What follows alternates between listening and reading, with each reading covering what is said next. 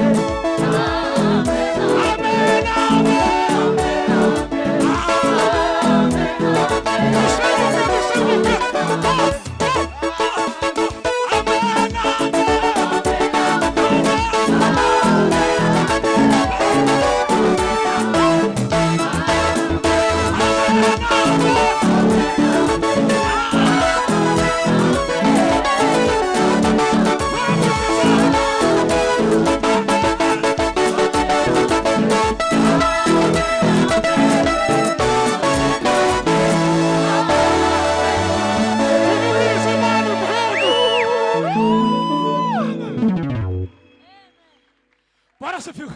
Hallelujah. Bwana asifiwe sana. Unyemere nteharo imwe gusa muyikirize. Shima Imana. Kino giterane ugomba kuza ufite target yo kunguka ubwenge. Ubwenge bw'Imana. Hallelujah. Ahimba. Jewe nkunda kwiga. Nkigira kuzahise. Kamenya ngo ejo ndakora iki. Ndagera kuki. Bwana asifiwe. Amen. Ntabwo tugomba kuza dukora ibiterane. Tugakora amateraniro atagira impinduka. Sibyo pastor? Ugomba kwigira niba umupasiteri akubwirije. Nimba hari ikintu urasomye ukagikora ukitoza guhinduka. Tuvuga ngo sura muri hanyuma dusirimbe. Turi mu giterane cy'uruzi urubyiruko ruri hano. Mwebwe ntimuze kumera nk'abasaza. Ari umusore muhagararanye. Murebe maso ni bari umusore. Urene bari munsi y'imyaka 40. Ari munsi yayo cyangwa mwakuriyemo imbere. Murakuze. Muri munsi y'imyaka 40. Okay. Twagiye. Amen, amen. Amen, amen. Wino bagusi, wino. Amen, amen. Amen.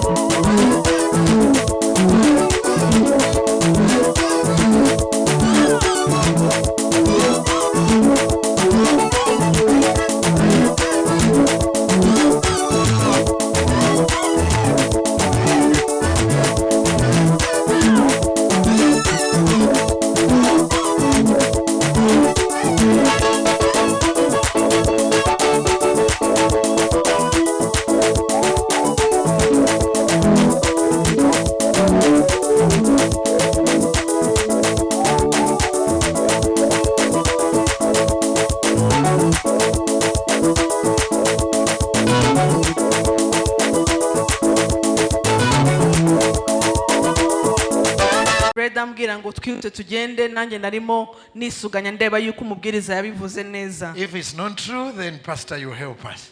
Niba atari ukuri umushumba Bishop araza kudufasha. For to him that is joined to all the living, there is still hope. Ufatanya n'abazima bose abagifite ibyiringiro. Because a living dog Kuko imbwa nzima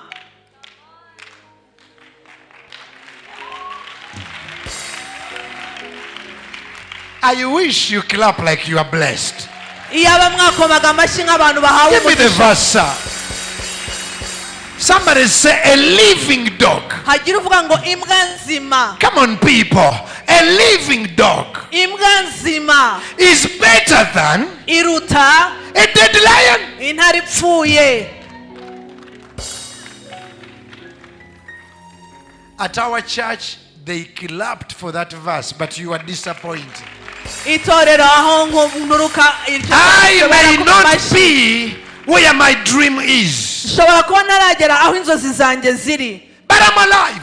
ariko ndacyari muzima. I may not have a nice car, but I'm alive. nshobora kuba nafite imodoka nziza ariko I may not be the richest, but I'm alive. nshobora kuba atari njye mutunzi ukomeye ariko I am better than a dead billionaire, a dead man. I am still alive. ndaruta umumiliyoneri wapfuye, ndaruta abakomeye bapfuye kuko ndacyari muzima. Lift up your hand and say, I'm alive. zamura ibiganza byavuga ngo ndacyariho. No. Stand up and say, I am alive. haguruka uvuga ngo ndacyariho. Thank you, Lord, that I'm alive. mwami urakoze kuko nkiriho. You are alive. uracyariho. Now, if you are alive, niba ukiriho rero turn to 7 people and tell them one day. hindukira abantu barindwi ubabwire ngo umunsi umwe. Tell them one day. gira abantu barindwi ngo umunsi umwe. Tell them one day. gira abantu barindwi ngo umunsi umwe. One day God will bless you. umunsi umwe Imana izaguha One day umugisha. God will lift you. umunsi umwe Imana One day izakuzamura. God will use you. umunsi umwe Imana izagukoresha. Prophesy. hanura. Prophesy. hanura. Prophesy. hanura. Prophesy. hanura. Prophesy. hanura. One day. umunsi umwe. One day. umunsi umwe. One day. umunsi umwe. One day. umunsi umwe. Ay. One day. umunsi umwe. Oh, one day. umunsi umwe. God will bless you. Imana izaguha Lift umugisha. up your hands. zamura ibiganza byawe. Stay alive. ugume uriho. Because a living dog kubera ko imbwa is iriho better than a dead lion. iruta intare ipfuye. Lift up your hands. zamura ibiganza byawe. Say one day. uvuge ngo umunsi umwe. One day. umunsi umwe God will bless me. Imana izampa God umugisha. will use me. Imana izankoresha. God will lift me. Imana God izanzamura. will send me. Imana izanyohereza. God will heal me. Imana izankiza. One day. umunsi umwe. One day. umunsi umwe. Oh, Rabba Sendereboga. Shatare Kasataya. umunsi umwe. umunsi umwe. Glory to Jesus. Clap your hands like thunder. koma mu mashyi yawe. koma mu mashyi yawe cyane. Clap your hands like thunder. koma mu mashyi yawe nk'inkuba iri gukubita. Now, I said 7 people, you talked to 2 and you sat down. And if a doctor gives you tablets and says 2 times 3 and you take 1 times 2 and you don't heal, the problem is not the doctor. navuze abantu barindwi wowe ukora abantu babiri kandi wibuke yuko iyo muganga aguhaye ibinini akakubwira ngo ujye unywa ibinini 2 inshuro 3 ku munsi wowe ukanywa ikinini kimwe inshuro 2 ntukire. ikibazo si cya muganga, ikibazo ni icyawe wanyweye imiti nabi. Everybody look for 7 people and tell them one day God will bless you. buri wese narebe abantu barindwi ubabare ubabwire ngo umunsi umwe Imana One day izakugumisha. God will lift you. umunsi umwe Imana izakuzamura. One day God will remember you. umunsi umwe Imana izakwibuka. One day God will bless you. umunsi umwe Imana izaguha One umugisha. day God will heal you. umunsi umwe Imana izagukiza. One day God will bless you. umunsi umwe Imana izaguha One umugisha. day God will favor you. umunsi umwe Imana One izakugira day God igikundiro. will remember you. umunsi umwe Imana izakugira. Yes! Shetere Yes! Yes! Yes! Yes! Yes! Yes! Yes, Lord! Yes, Lord! Yes, Lord! Yego mwami. When you read the book of Psalms, iyo usomye mu gitabo cya Zaburi, there is where David writes and he says, hari aho Dawidi yandika akavuga ngo yeah. Read your Psalms. usome Zaburi yawe. So by faith, mu kwizera rero, yes Lord, yego mwami. please sit down. Reka mwicarire.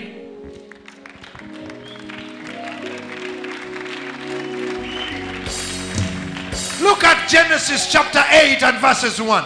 Reba itangiriro igice cya 8 umurongo wa mbere. After years of being stuck in a boat, nyuma y'imyaka minini bamaze igihe kinini mu bwato, Noah and his family and the animals, Noah n'umuryango we ndetse n'inyamaswa. Genesis 8:1 says, itangiriro 8:1 aravuga ngo, and God remembered